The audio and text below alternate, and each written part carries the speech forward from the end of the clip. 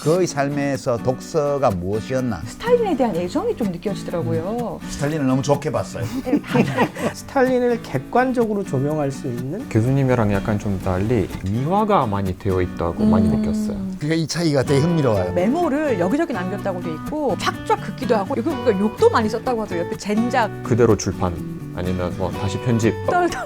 그러니까 그 소련의 빨간 펜 선생님이야. 스탈린이 쓰레기라고 한 책. 막 그런 식으로도 있었어요. 소설 읽은 취향은 나하고 되게 비슷한 게 많더라고요. 볼셰비키 취향이십니다. 2차 세계대전 연구를 선도해온 리처드 오버리.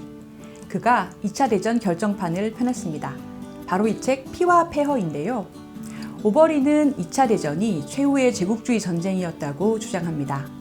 제국주의 팽창이 1930년대 독일, 이탈리아, 일본의 영토 야망으로 절정에 달하면서 전쟁으로 치달았고 1945년 이후 모든 영토 제국의 종말로 이어졌다는 것입니다.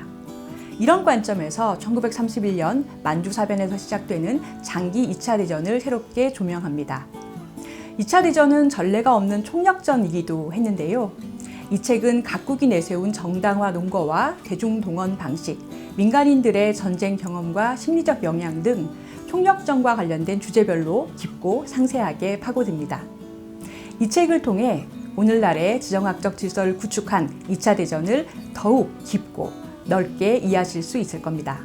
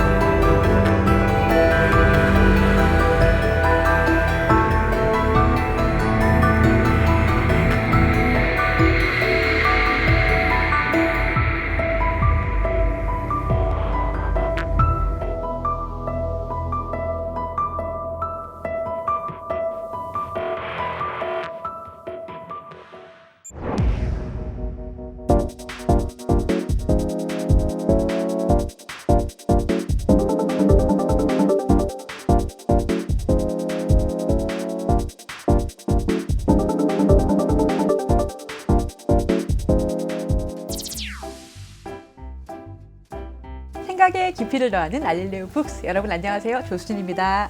유시민입니다. 예, 지난주에 이어서 함께할 책 손님 소개합니다. 노경덕 교수님 그리고 일리아 교수님 안녕하세요. 안녕하세요. 네, 그럼 지금부터 스탈린의 허재로 같이 떠나보실까요? 책 갈피를 잡다, 책갈피.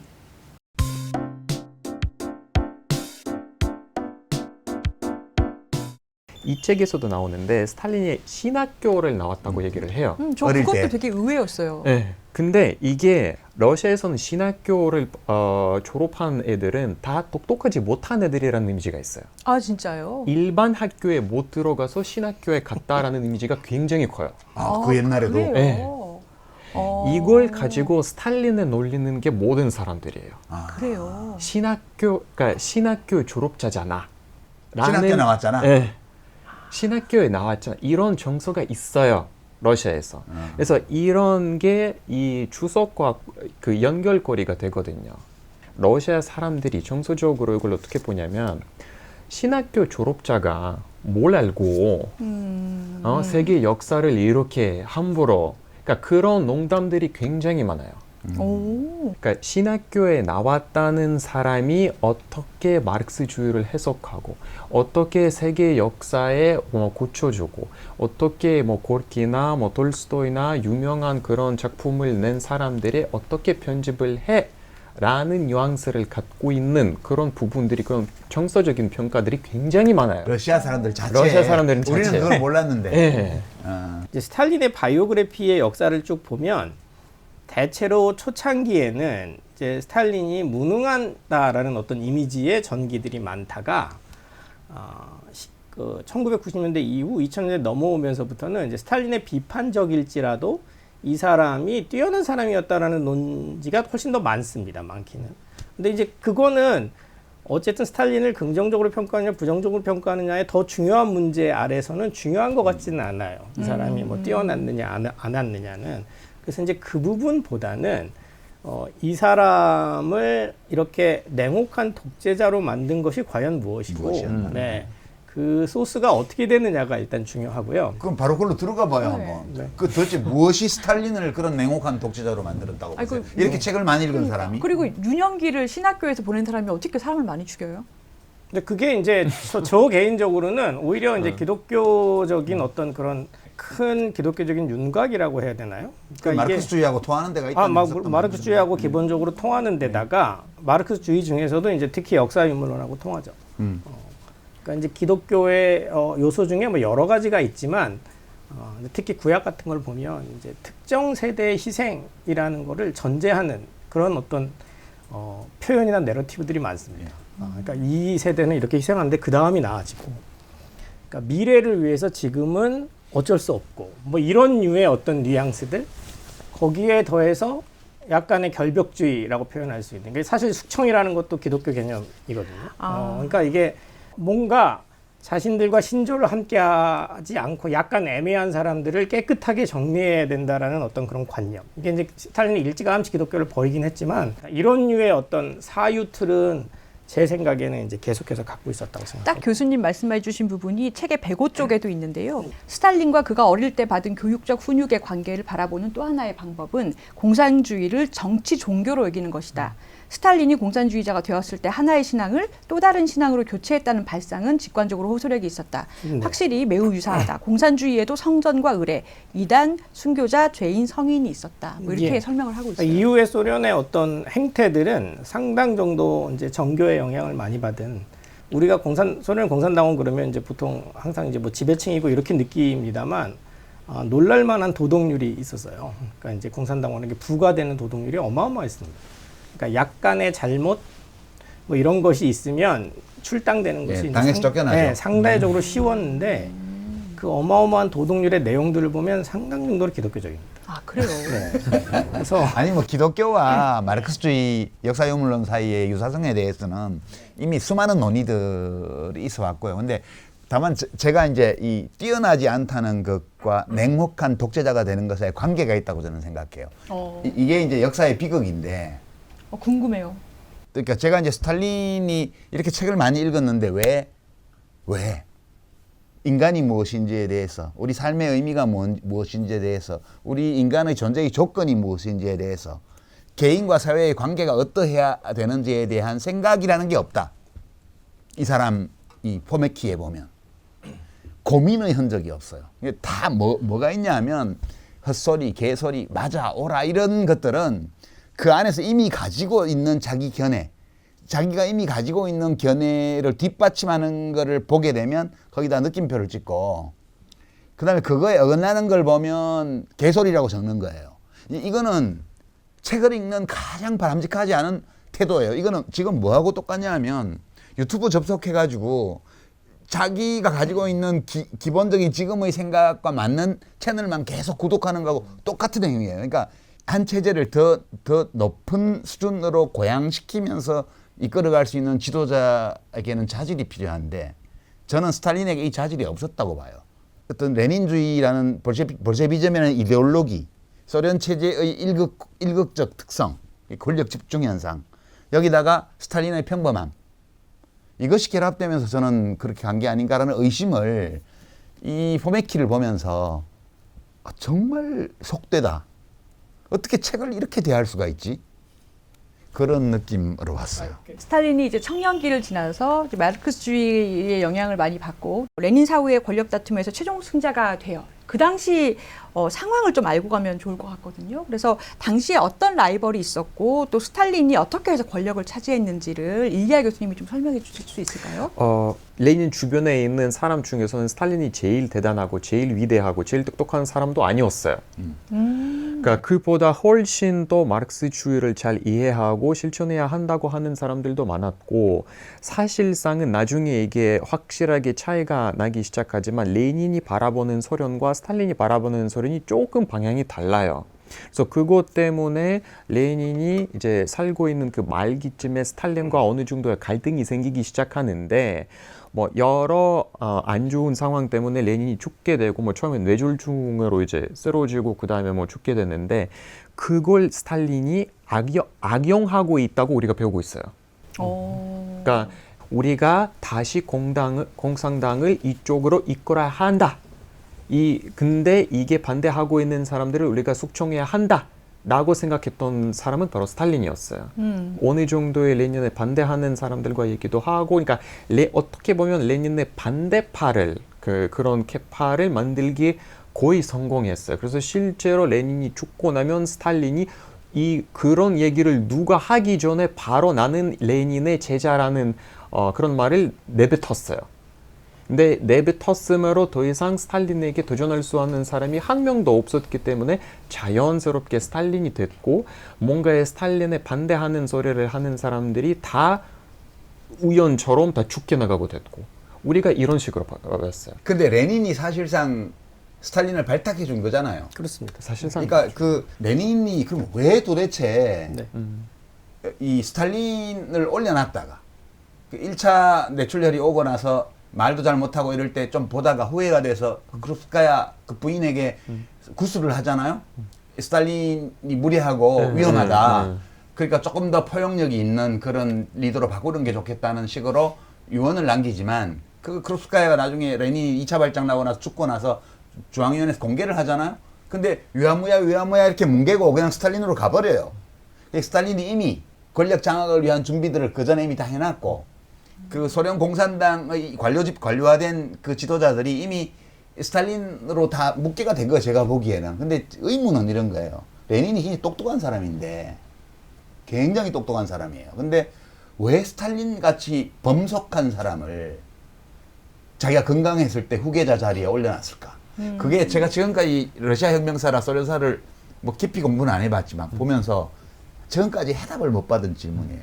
그 당시에 트로츠키도 있었죠. 그 부하린 있죠. 스탈린 있죠. 근데 왜 스탈린이었는가? 그죠? 여러 볼셰비키 중에 성향이 다 달랐는데 예를 들면 이제 레닌이 평가한 부하린 같은 경우는 굉장히 이론적으로 뛰어나다고 생각했고 트로츠키는 머리가 아주 좋다고 이제 생각을 하고 그럼 스탈린은요? 스탈린은 바로 이제 이른바 워커홀릭. 예, 열심히 한다. 예, 이 일을 예를 들면 서류를 쌓아놓고 밤새 해 오는 사람이었어요. 다른 뭐 트로츠키랑 비교해서 그렇습니다만 이해해. 예. 말만 많고 안 해오는 놈보다는 과제를 주면 그 다음날 밤을 새서 다 해오는 놈이 믿을 만한 거지. 맞아요. 그런 애들이 나중에 짱해요. 근데 여기에서 같은 또 그러니까 아주 잠깐 제가 추가를 네네. 할 건데, 그러니까 스탈린이라는 성 자체가 예명이라고 네네, 얘기해요. 그렇죠. 활동명이에요. 네네. 이거는 진짜 러시아 말로 스탈이라는 게 강철이라는 네네. 거예요. 그래서 스탈린이 일부러 강하게 보이려고 주가 11려라는 원래 사람인데 스탈린이라는 것을 스탈린이라는 성을 이제 지었어요. 자기가 네네. 강하게 보이려고. 그래서 그런 부분도 있어요. 네네, 그렇습니다. 네네. 예, 실제로 그 이미지도 그런데 이제 평범한 사람의 어떻게 보면 이론적으로 아주 날카로운 사람은 아닌데 주어진 업무는 끝까지 하는 책임감이 그치. 있는 사람이었다 이겁니다. 사실 나중에 스탈린 주의자가 되는 사람도 대부분 비슷합니다.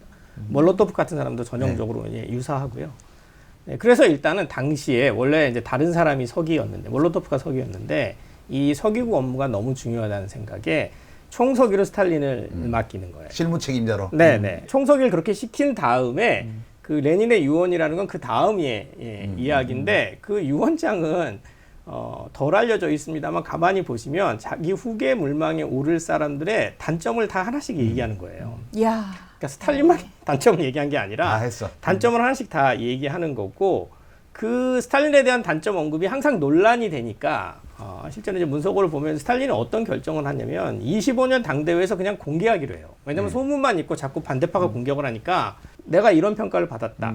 다른 사람도 이런 평가를 받았다. 어떠냐라고 하고 그냥 투표를 진행했습니다. 사실 이게 유야무야 넘어갔다고 말하기엔 좀 어렵습니다. 왜냐하면 그냥 공개를 했던 거기 때문에. 근데 다른 사람도 못지않게 좀 치명적인 평가를 받았어요. 그래서 무슨 다른 사람들 될 것도 아니고 그리고 이제 러시아 학자 중에 한 분이 이제 그 관련해서 이제 거의 1000페이지가 되는 책을 하나, 그 레닌의 유언에 관련해서 2000년대 책을 냈는데 뭐 그 책에 대해서는 논란이 많았습니다만 그 유언 자체가 진짜 레닌의 유언이냐가 일단은 확실하지 않다라는 아니면 거였어요. 크루스카야가 창작했냐? 그게 이제- 있었어 그런 그게 거. 왜, 맞아요. 왜 그러냐면 너무 간단한 증거인데 일단 말씀하신 건 레닌이 쓰지는 못했단 말입니다. 그래서 구술을 했을 것 같은데 그러면 구술을 했을 때 누군가가 적었거나 아니면 타이프를 쳤을 거 아닙니까? 그 처음 구술했을 때 버전은 문서고에 없어요. 문서고에 없고 아니 어느 나라나 다 네. 이게 아, 썰이 네. 있군요. 그리고 4개월, 5개월 넘어서 꾸룹스카야가 지노비에프에게 건네주거든요. 네. 그 유언을. 근데 그거는 아주 깔끔하게 타이프가 돼 있는 세종입니다. 아이 수상하다.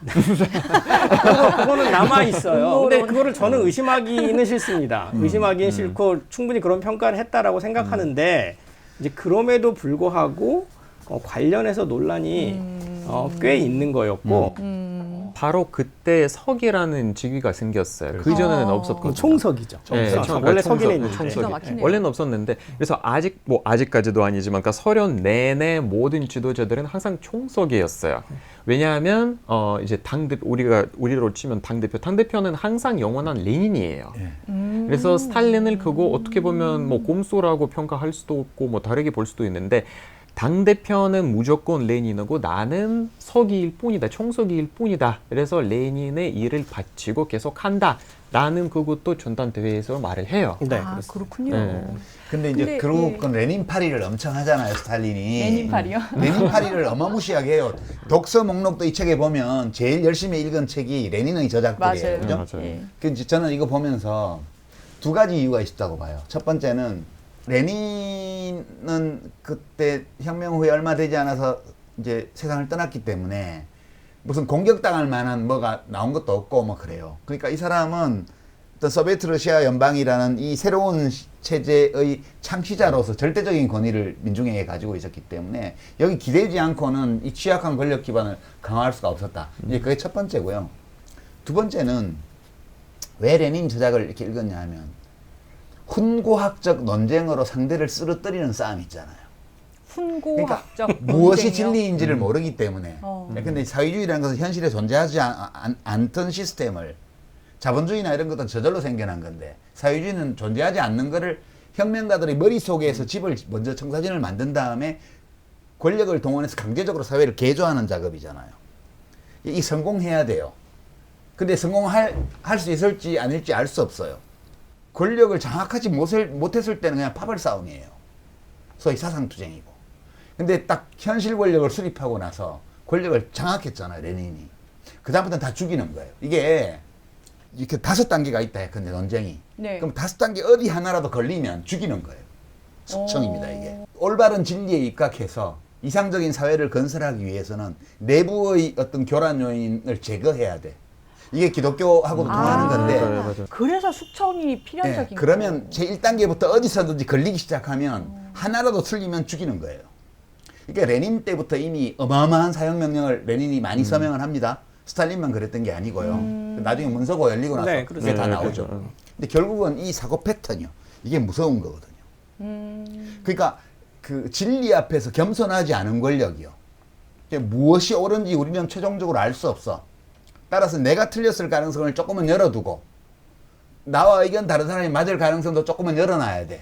소수 의견에 대해서 우리는 인정을 하잖아요. 이렇게 해야 되는데 이 사회주의는 이 운동이 그런 성격의 운동이 아니기 때문에 그게 없는 거예요. 그러니까 관용이라는 게 없어요. 이게 무서운 건데. 아니 근데 그럼에도 불구하고 국제 관계가 소련이 지낼 동안에 이제 상대적으로 나았을 때가 있거든요. 그럴 때는 방금 말씀하신 그런 류의 숙청이 없습니다. 그러니까 이제 그 숙청이라고 하는 거는 지금 이론적인 차이에 기인하기도 하지만 외적 위기와 결합됐을 때 등장하는 것이지 그냥 내부적으로만 처리되진 않아요. 항상 그랬고 내적인 어떤 문제와 외적인 문제가 결합이 돼야 비로소 하고, 그리고 숙청을 할 때 보통 우리 공산주의자들은 숙청을 굉장히 기꺼이 했을 거라고 생각하는데 그렇지 않습니다. 안 그래요. 네, 그거 하는 와중에 자기들도 괴롭고, 네, 안 했으면 좋겠다고 생각도 하고 여러 가지가 있는데 그거를 하면서 그냥 자기들이 정당화 하는 거죠. 그렇죠. 네, 그러니까 정당화 이제 기자, 예, 괴로우니까. 저는 네. 러시아나 중국사나 아니면 뭐 북한사 같은 걸 볼 때 숙청이 계속 벌어지잖아요. 그거를 처음으로 지금 말씀 듣고 이론적으로 그들의 어떠한 하상 체계에선 필요할 수도 있겠구나라는 게 좀 이해가 된 것 근데 같아요. 그리고 이제 완전 필연까지는 아니고 그리고 숙청의 과정이 생각보다 복잡해요. 그냥 이제 틀렸다고 바로 죽이고 이런 일이 아니라 30년대 가면 이제 자아 비판이라고 하는 다른 어떤 그런 틀도 만들고 그리고 숙청된 사람들이 바로 또 이제 총살 당하는 경우도 있지만 그냥 당에서 출당 당하는 경우도 많고 아니면 이른바 이제 노동 교정 수용사라 그래서 우리가 아는 이제 굴락이죠. 굴락으로 보내져서 뭐 노동을 통해서 교화된다라는 생각으로 네, 몇 년 후에 이제 다시 나오는 경우도 있고 이제 굉장히 층위는 다양하다는 말씀을 제가 같이 드려야 돼요. 그러니까 네. 이게 그냥 또 일반적인 또 우리 이 소련의 이미지처럼 숙청하면 다 죽었구나 이렇게 생각하시면 곤란하기 때문에 그러면 제가- 일리아 네. 교수님은 네. 러시아 출신으로서 지금 말씀하신 거에 다 어느 편에 동의하세요? 저는 유 작가님이 훨씬 더 맞다고 그러니까 개인적으로 느끼는데 특히 이 30년대 우리가 대숙청에 대해서 얘기를 하면 30년대 1930년대인데 바로 이제 그러니까 외부적인 요인이 없는 건 아니에요. 그러니까 그때 이미 독일에서는 히틀러가 정권을 잡았고 어느 정도의 유럽에서는 전쟁이 날 것 같은 그런 분위기였고 소련도 그걸 스탈린도 그걸 충분히 인지하고 있었고 그거 해결할 방법과 길을 찾고 있었던 게 맞아요. 근데 그렇다고 해서 오로지 그것 때문에 그것과 내부적인 게 합쳐서 이런 게 생겼다가 좀 개인적으로 아닌 걸로 알고 있기도 하고 아닌 걸로 느끼고 있어요. 우리가 배웠던 거는 뭔가의 하나에 딱 그렇게 틀을 해놓고 이 틀에 맞는 사람이 아니면 바로 죽여요. 그러니까 우리 집안에서 그런 사람들도 많았고 우리 엄마의 부모님이 그렇게 당했어요. 2명 다. 그래서 굴락으로 만약에 보면 굴락으로 나온 사람이 거의 없고 그러니까 솔제니츠 작가 같은 경우는 굉장히 이제 예외적인 그런 케이스이기도 하고 거기는 만약에 들어가면 그냥 죽음과 다름없는 그런 부분이고요. 그러니까 스탈린이 그 당시 30년대에서 또 모든 책임을 100%의 스탈린에게 우리가 떠넘길 수 없는 거는 맞아요.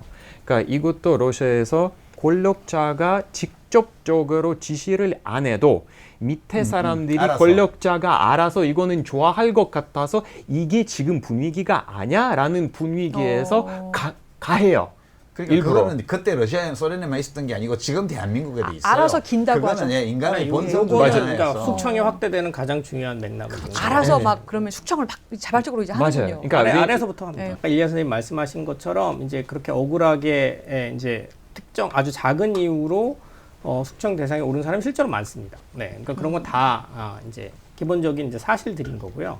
다만 이게 왜 왔느냐라고 했을 때 스탈린이 좁은 틀을 가지고 아닌 사람들은 다 했다. 이거는 이제 사실은 이제 학문 연구에서는 대부분이 좀 이제 다른 식으로 볼 수 있게 여러 가지 이제 여러 설명이 있죠. 그거에 여러 설명이 대해서. 있고 구체적인 사실 차원에서 말씀드리면 굴락 같은 경우도 이건 사실 굉장히 반소적인 학자가 오히려 이제 찾아낸 건데 그 37년 이전에는 굴락에서 매해 20에서 40% 정도가 나왔어요.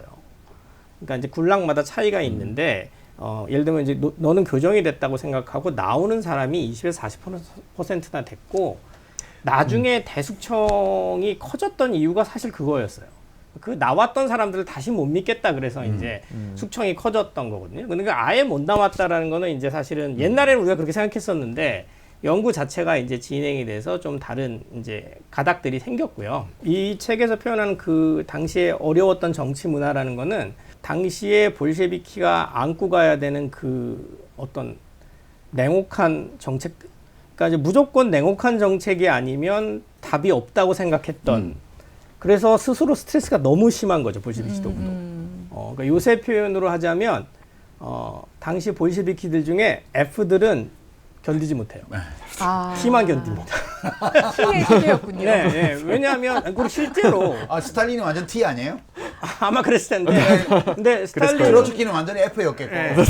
스탈린뿐만 아니라 많은 볼셰비키 지도부가 스탈린 실제- TJ 봅니다. ESTJ 봅니다. 네, 모르겠습니다. E는 아닌 것 같아요. 그렇게 보면 활달한 사람 I였을 거예요. 네. STJ. 네. I였을 거예요. 근데 실제로 많은 볼셰비키가 그 당시 그 냉혹함을 못 견디고 그만둔다라고 말하는 사람이 많아요. 그리고 스탈린도 실제로 은퇴 선언을 여러 번 합니다.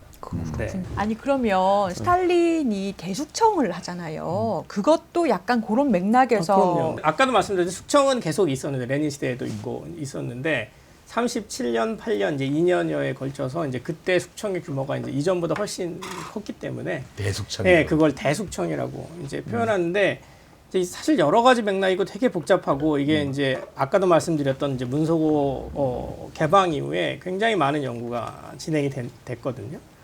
근데 이제 핵심만 정말 이제 말씀드리면 우리가 이제 정확하게 좀 교정해야 될 부분은 일단 일반적인 이미지와 달리 정적 숙청은 비중이 제일 적습니다. 숫자로 보면. 네, 숫자로 보면 가장 적고, 근데 그게 이제 이른바 공개 재판 때문에 너무 많이 알려지고 또 이제 뭐 헝가리 작가가 또 이제 쓴 소설이 이제 유명해지고 막 이래서 우리에게 더 많이 익숙한 건데 정적 숙청은 비중이 적고요. 가장 많이 숙청한 거는 일반 공산당원에 대한 숙청이에요. 그게 이제 가장 중요해요. 그러니까 쉽게 말하면 스탈린파에 대한 숙청입니다.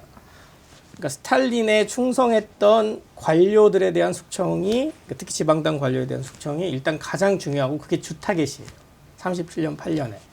그리고 이제 그 숙청이 확장이 되면서 38년부터는 이제 사회로 번져가게 되고, 그리고 이제 우리도 잘 아는 이제 민족 에스닉 클린징이라고 하는 이제 민족에 대한 테러까지 이제 생기게 되는데, 어쨌든 대숙청의 핵심은 방금 말씀드린 관료 숙청입니다. 근데 그 관료 숙청이 왜 왔느냐?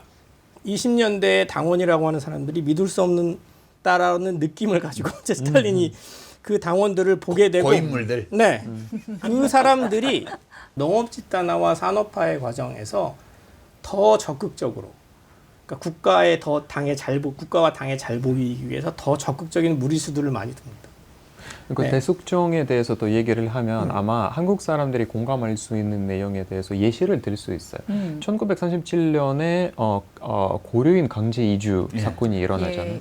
그걸 생각하시면 돼요. 그러니까 그 스탈린이 딱 연해주에서 평화롭게 살았던 고려인들을 왜 강제를 해서 중앙아시아로 이주시켰을까?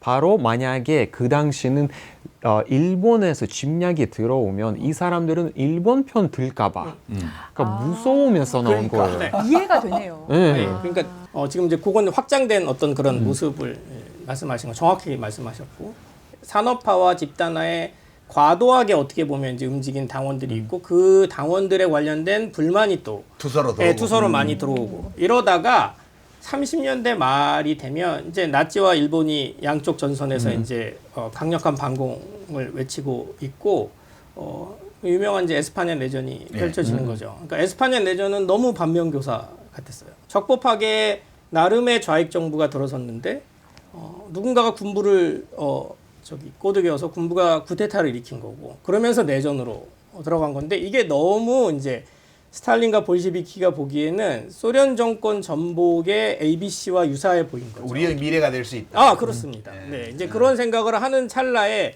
당원을 못 믿겠는 겁니다.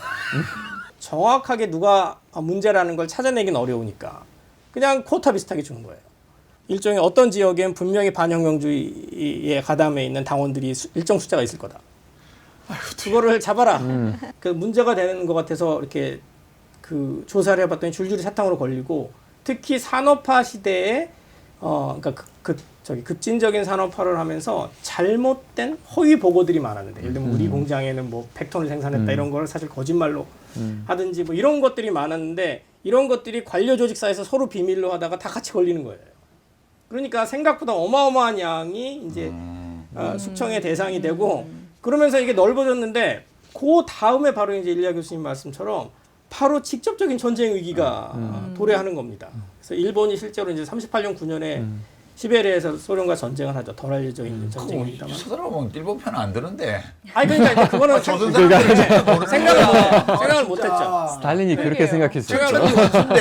생각을 못하고, 반대로 유럽에 있는 예를 들면 발트 3국 쪽의 사람들이나 또는 이제 볼가의 독일인들도 꽤 있었거든요. 똑같은 시기예요. 똑같은 예. 식으로 다 똑같이 가장 막교대. 중앙으로. 막교대. 아니구나. 그래서 막교대가 아니라 중앙으로. 그래서 지금은 또 얘기를 해보면 네. 갑자기 막 지금은 카자흐스탄이지만 카자흐스탄 쪽에 왜 이렇게 독일계 카자흐스탄들이 왜 이렇게 많은지 사람들이 되게 놀리고 있어요. 갑자기 왜 강제 카자흐스탄? 유지시켜가지고. 네. 근데 그 사람들이 그 서쪽에서 이쪽 중앙아시아로. 네, 중앙이 제일 안전하잖아요. 접경지대가 아니니까 이렇게 이제 네. 이주시키는 거죠. 제가 이 책에서 또 흥미로웠던 부분이 그 스탈린의 편집증 관련 부분이 나오더라고요. 그러니까 본인이 이제 암살이라든지 이런 것에 대해서 굉장히 이제 뭐 계속 얘기하는 부분인데 164쪽에 보면 스탈린이 중앙위원회 회의에서 했던 발언이 나오잖아요. 뭐라고 얘기하냐면 우리 지도자들의 아파트에 접근하는 유일한 사람은 방을 청소하는 여성 미화원이나 주문한 책을 가져다 준다는 핑계로 사서. 아파트를 방문한 사서입니다. 그들은 누구인가요? 종종 우리는 그들이 누군지 모릅니다.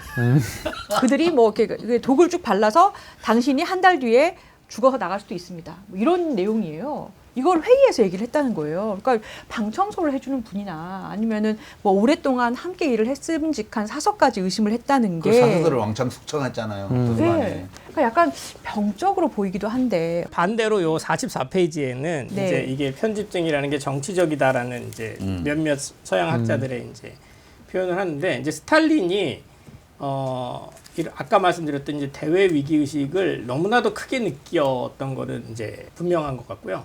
그리고 이제 그 가운데 의심 증상이나 이런 것들을 스스로 발전시켰던 것도 사실인 것 같고. 그래서 가장 극단적인 경우는 이제 죽기 직전에 1950년대가 되면 꽤 나이도 먹고 네, 그러면서 이제 더 의심이 많아져서 그때가 70대죠. 네, 50년대쯤에 죽기 한 2, 3년 전부터는 이제 진짜 감당할 수 없을 정도의 의심을 하기 시작하는데 그 전에 있었던 의심들은 뭐 근거가 당연히 있는 건 아니지만 아까 말씀드린 외적 위기의 어떤 산물로서 계속해서 이제 느꼈고 30년대 중반 정도 되면 정보량이 많습니다. 근데 들어오는 보고가 이런 류의 이제 보고들이 계속 있는 거죠. 뭐 독살 시도니 암살 시도니 이런 보고들, 이런 가능성을 자꾸 이제 제기하는데 그게 역사적 진실이었다고 말할 수는 없는데 보고 자체가 없었던 건 아니에요. 러시아 사람들이 평가하는 스탈린의 시대를 제일 큰 위험 요소가 뭐냐면 그 공포 정치가 불러일으키는 사회에서 이 사람들의 연결고리가 끊어지는 거예요.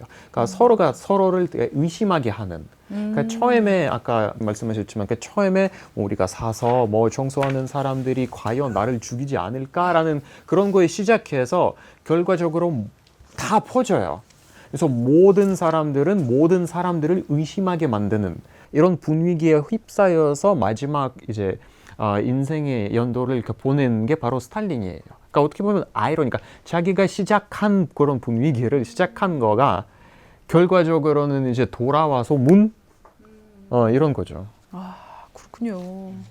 아니 스탈린이 마지막에 이제 죽을 때도 혼자서 뇌졸중으로 쓰러졌다 이렇게 하던데, 그러니까 그때 스탈린이 직무실에서 오랫동안 나오지 않는데도 스탈린 부르러 갔다가 또 무슨 병을 당할까봐 무서워서 아무도 안 들어가서 늦게 발견돼서 뇌졸중이 진짜 시간이 중요하잖아요. 이제 빨리 발견, 빨리 골든 응급실로. 타임을 놓친 거지. 그러니까요. 그쵸. 그래서 사망했다 이런 얘기가 있던데 이건 진짜예요? 일단 그 당시는 거의 모든 독재 국가들의 비슷한 면이 뭐냐면 독재자가 죽잖아요. 그러면 일반적으로 일단은 바로 알려주진 않아요. 그렇죠. 네, 항상 숨겨요 일단. 옛날 그래서 임금도 그랬는데. 정확하게 뭐 몇 시간 몇 분에 우리가 알 수가 없어요. 사실상. 그러니까 정확하게 어떤 이유 때문에 뭐 몇 분에 몇 시에 뭐 누가 발견했는지 이게 그 당시도 아마 바로 알려지진 않았을 거예요. 스탈린이 사망했다고. 왜냐하면 그 정도의 사람이 죽었다는 얘기가 바로 이제 사회에서 혼란이 일어날 수 있는 그런 우려도 있지만 그보다는 바로 밑에 있는 여러 세력들이 바로 싸움이 시작해요. 아, 그래서. 그래서 그런 게 이 싸움에서 이긴 자가 승리자가 나와야 그때 이제 세상에 알려지죠. 네, 스탈린도 아마 마찬가지였어요. 그러니까 그 그림은 이 볼코고노프라고 하는 이제 그 스탈린의 전기를 쓴 사람이 처음 제기한 거예요. 그러니까 이제 무서워서 들어가 보지 못하고 그러다가 골든 타임을 놓쳐서 이제 그렇게 됐다라는 거는 이제 당시에 경호원들을 이제 그 이른바 신문한 기록이 남아 있었는데 네. 그 경호원들의 증언에 의해서 이제 그 볼코고노프라고 하는 사람이 재구성한 이야기인데 실제로 모든 학자들이 받아들이지는 않습니다. 그래서 일부 사람들만 그 스토리를 이제 받아들이는데 네. 다만 그 스탈린이 죽기 직전에는 그 바로 스탈린 밑에 있던 뭐 또는 이제 이른바 이너서클에 있었던 주요 정치 지도자들이 스탈린에 대해서 이제 크게 더욱더 큰 두려움을 느꼈던 거는 맞고요. 왜냐하면 이제 잠도 잘 안 자고 계속해서 이제 추궁을 왜 이런 일이 있었냐고 이제 새벽에 불러서 진짜로 추궁하는 경우도 많고 막 그래서 그거 진짜 하면 안 되는 거거든, 권력자들이. 아니, 우리 같은 이런 민주공화국의 장관도 옛날에 그런 장관들이 있었어요. 네.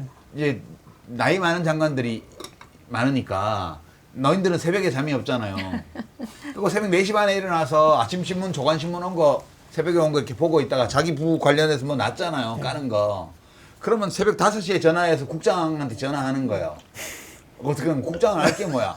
국장은 또 과장한테 전화하고, 과장은 사무관한테 전화하고, 사무관은 주무관한테 전화 이래가지고 새벽 4시 반 5시에 장관의 전화 한 통 때문에 온 부처가 다 발칵 뒤집어지는 거예요. 그 장관을 가면 금기사항 중에 하나 그거예요. 출근 시간 전에 전화질하지 마라.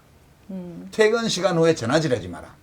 그건데 이 사람은 절대 권력을 가진 사람이 수시로 전화질하고 사람 부르고 했을 거 아니야. 미치는 거지. 그러면 조직 전체가 너무 부지런한 사람이어서 그 나이가 그렇게 들었을 때도 계속 보고서를 읽고 근데 보고서에 뭔가 문제가 있는 것 같은 걸 새벽에 발견하면 못 참고 바로 연락을 하는 방금 말씀하신 그 네. 그러니까 의심도 계속 올라가고 이런 상황이니까 그 주변에 이너서클에 있던 사람들이 더 두려워했던 건 맞습니다. 근데 이제 일부러 늦게 이거는 좀 과장된 해석일 수 있습니다. 그러니까 옛날에 중국의 황제들 중에 이제 그런 사례들이 있잖아요. 일부러 이제 안 됩니다라고 일단 말하는 사람을 옆에 항상 놔가지고 뭔 얘기를 해도 그거 아니고요, 그거 안 되고요라고 일부러 말하게 했다는 그런 황제도 있잖아요. 그런 것처럼 이 절대 권력자는 사실 누구도 안 됩니다라고 말하기 어렵거든요.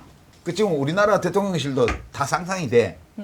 그게 최고 권력자가 되면 우리의 그 권력에 복속하려는 본능 때문에 주변의 참모들이 이거 아닌데 싶을 때도 그거 아닙니다, 그렇게 하면 안 됩니다라고 말을 하기 어려워요. 근데 평소에 잘 경청하지도 않고 의심 많고 잘못 걸리면 목 잘리고 이런 권력자가 있으면 누구 또 와서 진실을 말 안 해줘. 이 진짜 이 권력자에게 위험한 건데 이렇게 하면서는 책을 아무리 읽어도 폐해만 생기는 거예요. 그 부분도 또 하나 얘기할 게 있는데 스탈린의 이제 그 관련된 회의록 기록들이나 아니면 이제 나중에 다른 이제 특히 고위층의 증언을 보면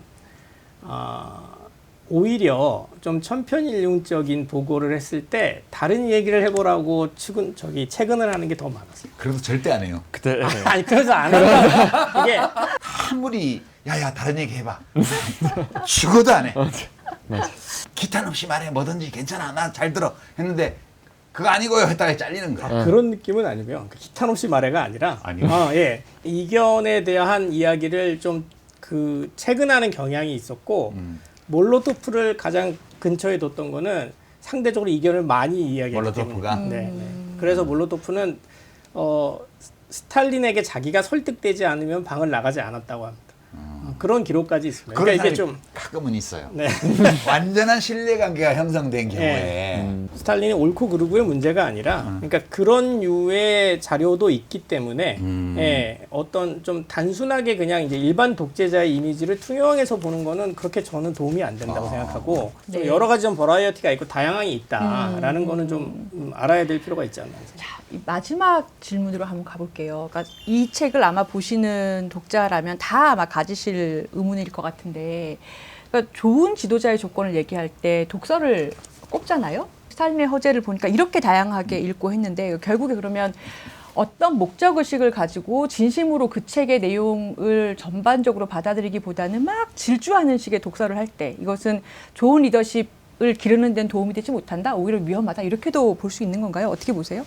전 일단 다양하게 읽었다라는 평가에 대해서 동의하기가 어려워요. 그렇게 다양하다고 읽었다고 얘기할 수 없는 것 같고, 또 스탈린이 직접적으로 여기는 아까 일부에서는 했잖아요. 뭐 역사, 뭐 그다음에 문학, 뭐 이렇게 했었는데 심지어 거기는 보면 뭐 미국 헌법까지도 있어요.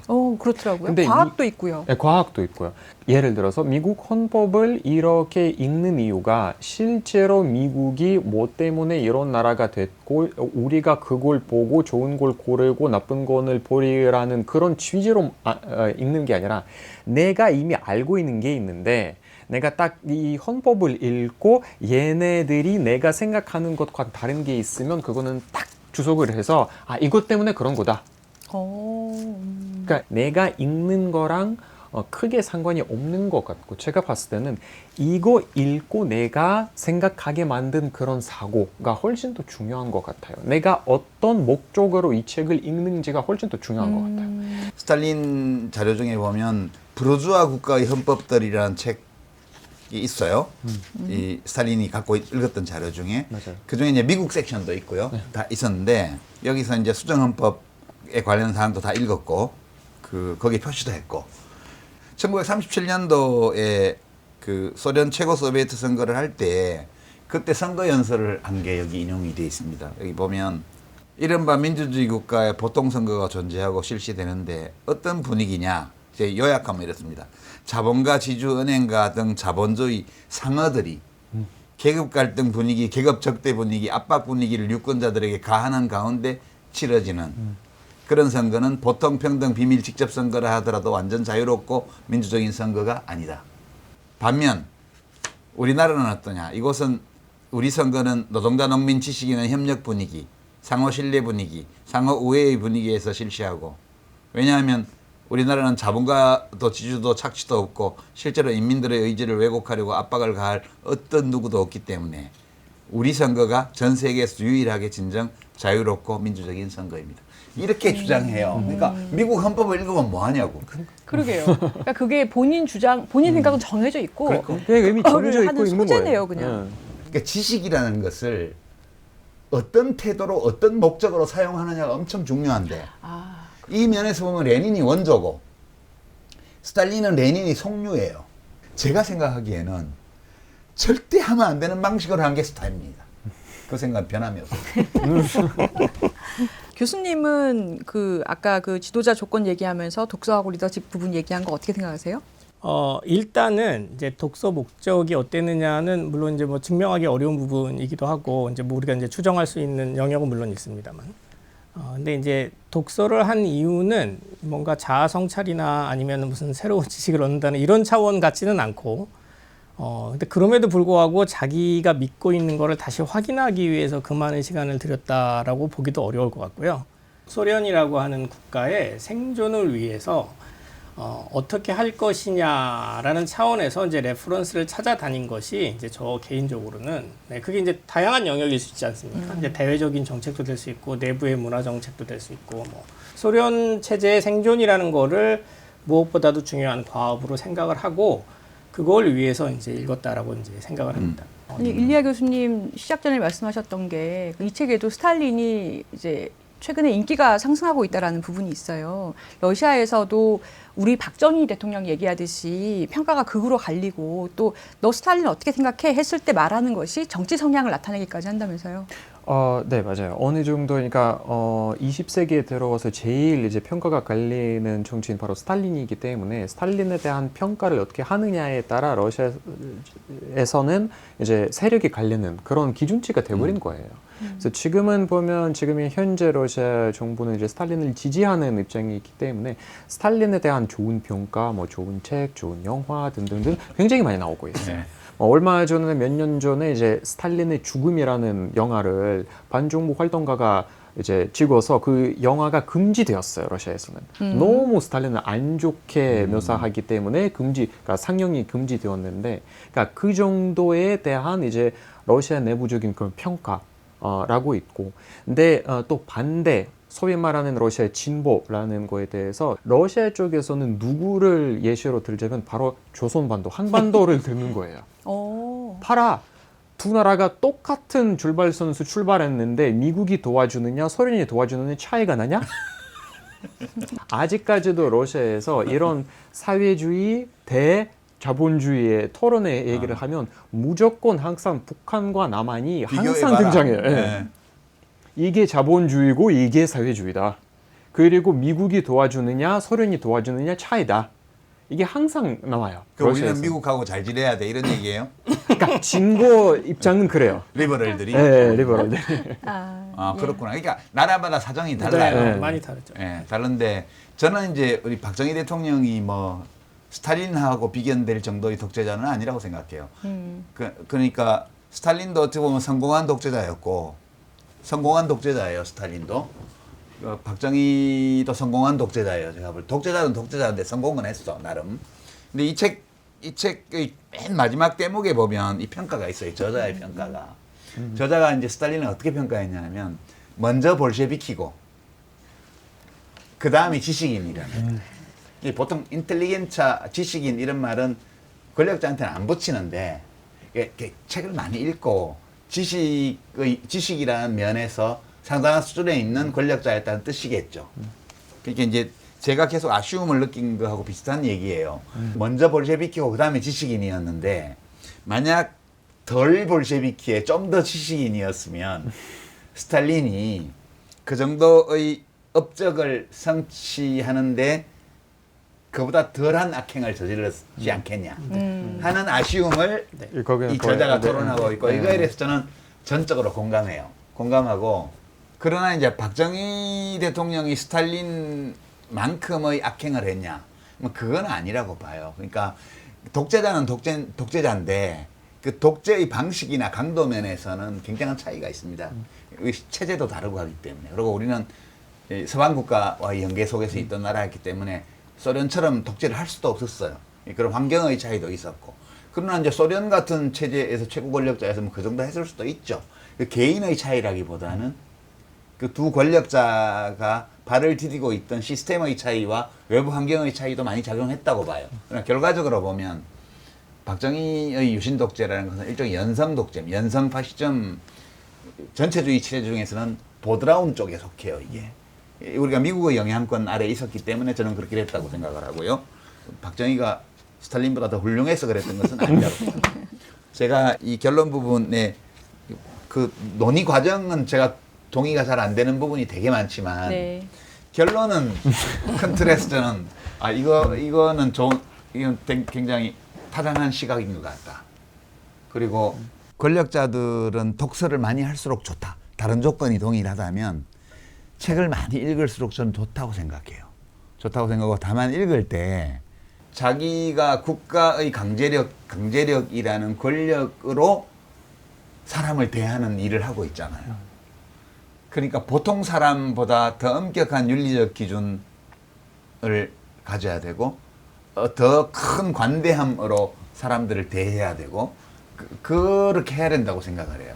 그런데 스탈린 할아버지처럼 너무 그렇게 좁은 목적의식을 가지고 그 어떤 도구로서 어떤 지식을 대하는 요거보다는 좀 더 넓은 품을 넓혀서 지식을 대하면 그러면 이제 호학군주 옛날 말로 공부를 좋아하는 권력자가 되고 호학군주일수록 선정을 펼 가능성이 더 높아지죠.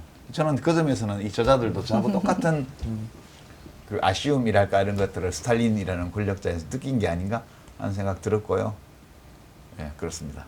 역시 이 알리오 북스답게 책은 많이 읽는 것으로 읽으셔야 됩니다. 결론은 자, 오늘 책 손님으로 와주신 두 분, 두 회에 걸쳐서 너무 감사했는데요. 소감 말씀해 주실까요? 네, 뭐 방금 작가님 말씀에 되게 이제 전적으로 거의 동의를 하는 바고, 저는 이제 스탈린이 선택했던 결정들에 대해서 대부분 동의를 잘 하지 못해요. 그러니까 좋지 않았던 선택이었다고 생각을 합니다.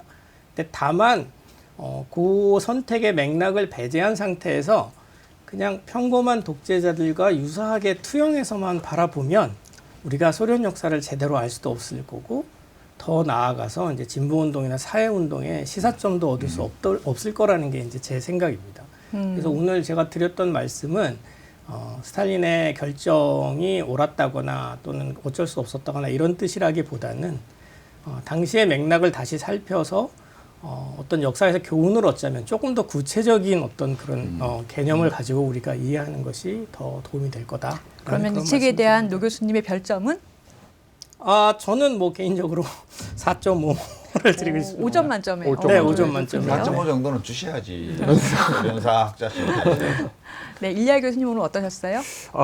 저는 이제 그 결론 말씀하셨기 때문에 그 옴기니 김남섭 교수님이 또 쓰신 따로 그 결론이 있잖아요.